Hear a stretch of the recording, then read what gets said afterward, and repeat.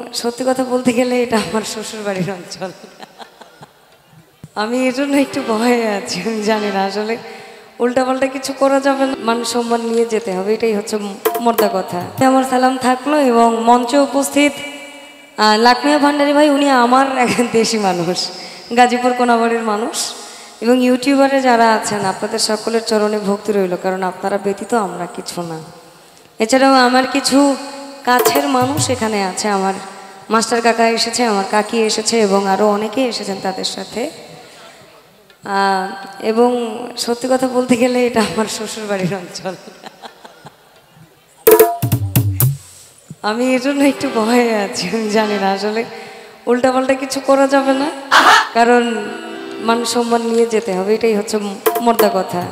এবং সেদিক থেকে লক্ষ্য রেখে আমি আমার মতন করে শুরু করি, তারপর দেখা যাক রাত্র কোন দিকে গড়ায়। ধন্যবাদ।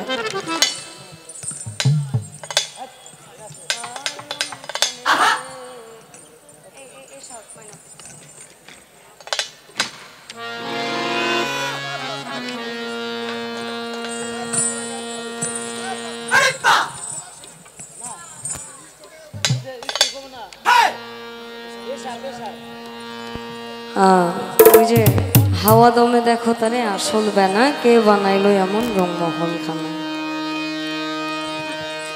এবং অন্যদিকে যদিও ফরিদ ভাইয়ের কাছে প্রশ্নটা করা যে করিমানা কাম ছাড়ে না মদনে, গুরু ছেড়ে গৌর ভজলে এটাই হবে। ওই গুরু ছেড়ে গৌর ভজলে নরকেতে মজবেন, লালন বলে মন্তরে বুঝাবো কত দিন যে বয়ে যায়। কারণ আপনার দিন যদি আপনি পার করায় ফেলান, ওখান কয়া তো আল্লাহ নেই। আগে নিজেকে ষড়রিপু দমন করেন, তারপর দেখা যায় কাম ভাব থাকে কিনা থাকে, এরপরে দেখা যায় কোন দিক জমবে। কারণ আপনি যদি নদীর স্রোতে গা ভাসান, আপনি নদীতেও নামবেন কিন্তু আপনি পানি লাগাবেন না, তা তো হয় না। হয় আপনি ডুববেন আর না হলে বাইচা চলে আসবেন, এটা আপনার উপর, কর্ম আপনার কাছে। অত্যন্ত চমৎকার মিউজিশিয়ান আছে বাংলাদেশের স্বনামধন্য কিছু মানুষ, আপনাদের সকলের পাক চরণে আমার ভক্তি রইল, ভক্তি নিবেন চরণে। দেহের বাতি যেদিন নিভে যাবে,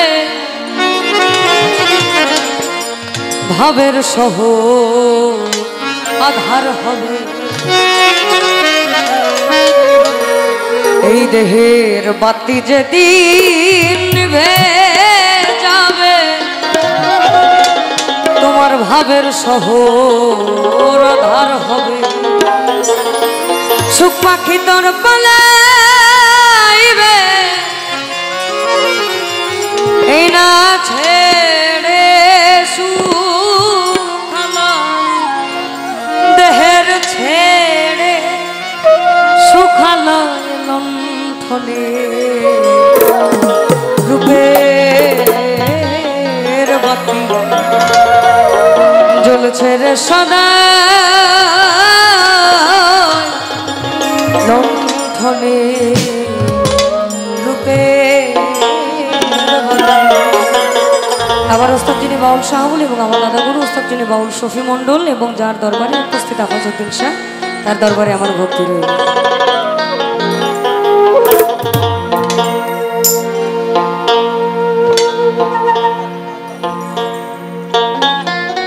দেখ দেখি মন দেখতে জানা, আর দেখ দেখি মন দেখতে জানা, বাসনার এই দেহের বাসনার হৃদয় লক্ষণে। রূপের বাতি জ্বলছে রে সদা লণ্ঠনে, রূপে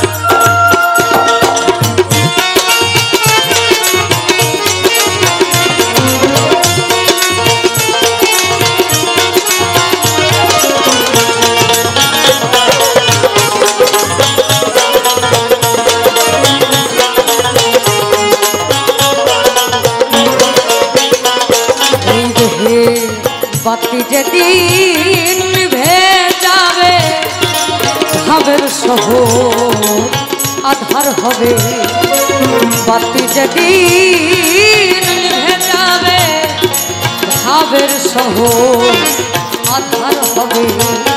সুখ পাখি তো পালাইবে,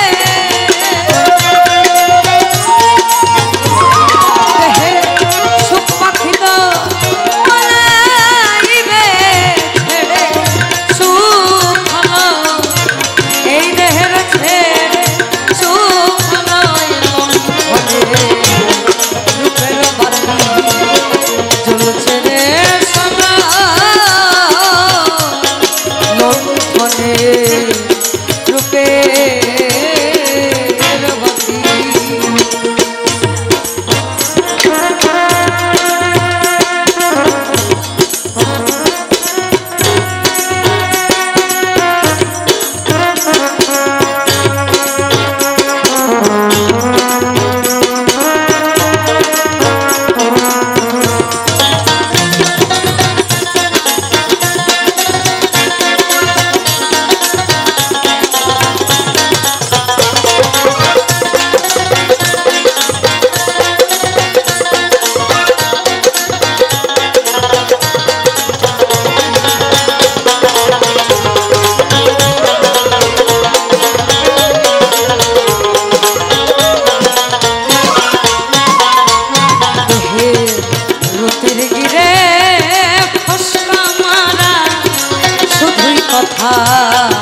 ব্যবসা করা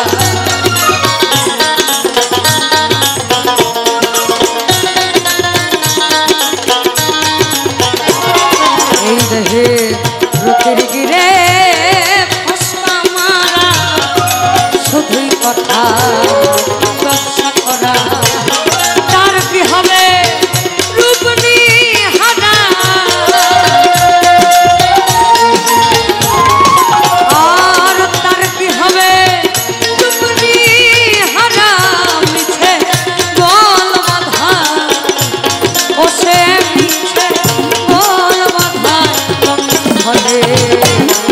রূপের বাতি জ্বলছে রে সদা লণ্ঠনে রূপের বাতি।